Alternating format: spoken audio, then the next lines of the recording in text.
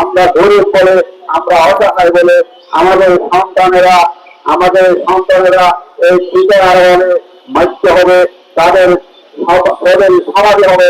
প্রধান উপদেষ্টা সহ আমরা সকলের সর্বোচ্চ শাস্তি প্রার্থনা করছি আজকের এই মানববন্ধনের মাধ্যমে। প্লাস শিশু হাতে আক্রান্ত হয়েছে, 500-র বেশি শিশু মারা গেছে।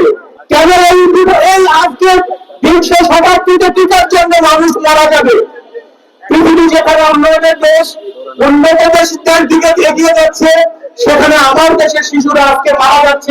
বিগত সময়ে যে হামে টিকা না দেওয়ার কারণে 400, আমরা গত 2 দিন আগে যে নিউজ দেখেছি সেই রিপোর্ট তথ্য অনুযায়ী 451 জন সন্তান আমাদের অনাগত ভবিষ্যৎ, আমাদের বাংলাদেশের ভবিষ্যৎ, এই 451 জন সন্তান এই বাংলাদেশের আমাদের এই পৃথিবী থেকে চলে গিয়েছে শুধুমাত্র সাবেক যে রুলিং পার্টির উপদেষ্টা মহোদয়রা ছিলেন তাদের অবহেলার কারণে, তাদের দূরদর্শিতার কারণে আমরা এখন 451 জন শিশুকে হারিয়েছি, সন্তান হারিয়েছে 451টি পরিবার। 451টি পরিবারে নেমে এসেছে অন্ধকারের কালো ছায়া।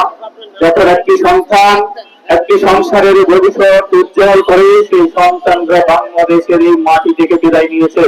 প্রিয় আজকের এই জনতা, আজকের এই সম্মানিত সন্তানরা, আমার পিতৃতুল্য মুরব্বিয়ানরা, আমি বলতে চাই আজকে যে রুলিং পার্টি সরকার আছে, মাননীয় প্রধানমন্ত্রীকে বলতে চাই আপনারা একটা মনিটরিং কমিটি করে দিবেন এবং যে 451 জন সন্তান মারা গিয়েছে সেখানে ডেথ রিভিউ করবেন।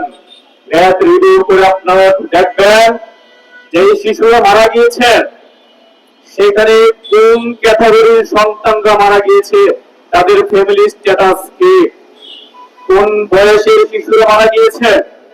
এবং আজকে বাংলাদেশের যেই সকল মেডিকেলে আমি চিকিৎসা দেওয়া হচ্ছে সেই সকল মেডিকেলে ভেন্টিলেটর, অক্সিজেন নিশ্চিত করতে হবে যেন আগামীতে আমাদের সন্তানরা আর মারা না যায়।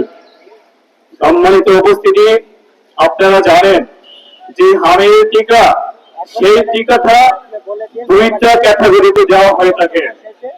একটা হচ্ছে 9 বছর বয়সে আর একটা হচ্ছে 15 বছর বয়সে।